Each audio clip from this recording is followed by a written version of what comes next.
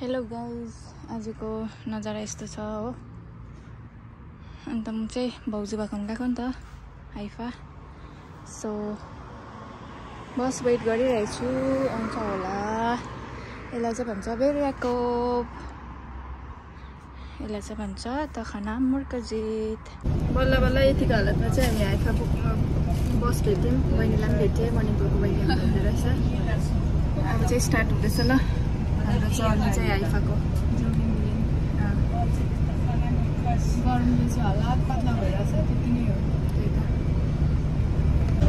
हाइफाको नजारा चाहिँ यस्तो छ है। हाइफा नतानिया क्रस गरिसके मधुर भयो त।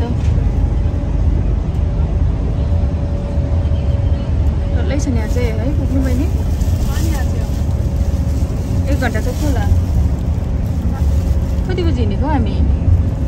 दिदीहरू चाहिँ एकदम टिका लगाएर एकदम यहाँ फोटो सेसन हुँदैछ हो। आई थिङ्क बहिनी नै होला हौ है तपाईँहरू त? बहिनी नै होला हौ मेरो त।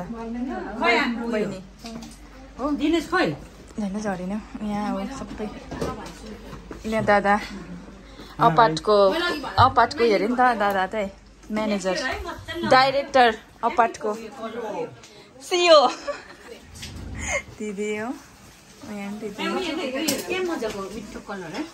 दिदीहरूले चाहिँ यस्तो मासु हो यो चाहिँ खाँदैन पर्दैन मलाई भन्दा कस्तो हुन्छ।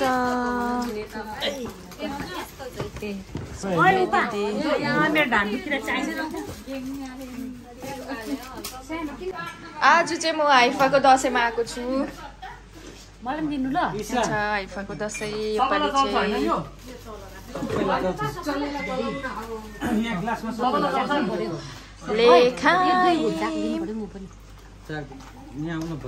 भरे यस्तो हुन्छ फ्लेभर अलिकति कस्तो भयो?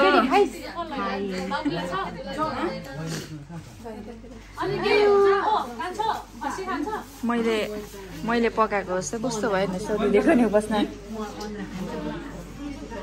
यहाँ हुनुहुन्छ एकदम ब्युटिफुल बहिनी हाम्रो दिदी यहाँ हुनुहुन्छ। उहाँ पनि एकदमै आज एकदम राम्रो देखिरहनु भएको छ। मेरो भाउजू नगर्नु न त्यस्तो।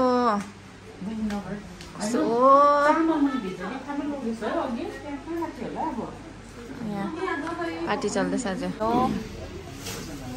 देखाउनुहोस् त यो खाने मान्छे चाहिँ उहाँ हुनुहुन्छ। इजाबेल कस्तो भएछ?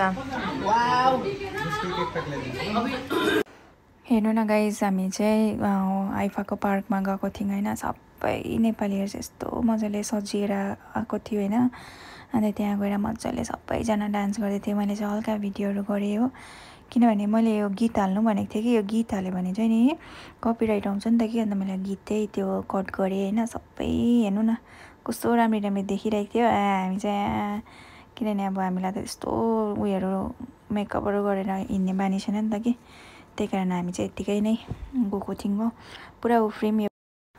योपालिको दसैँ चाहिँ एकदमै रमाइलो भयो होइन, किनभने म योपालि फर्स्ट टाइम हाइफामा दसैँ सेलिब्रेट गर्नु गएको भाउजूहरू भएकोमा हो।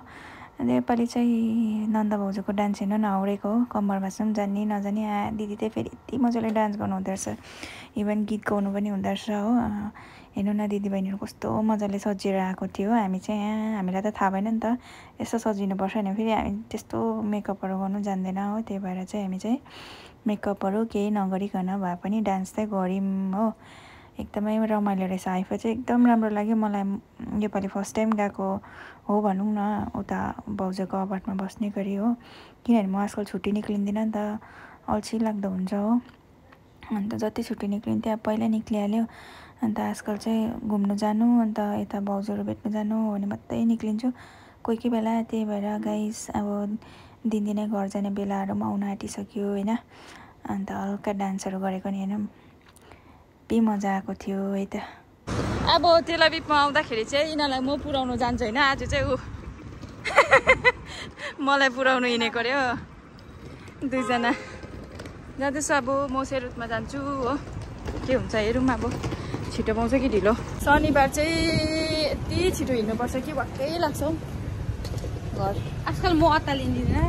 आजकल अरू हतार थालेको छ अब यस्तो टाढो आएपछि के गर्नु होइन अन्त त के हो भन उयो मिल्दैन कस्तो शीतल हावा आयो है उयो अहिले अब कहिले भेट्नु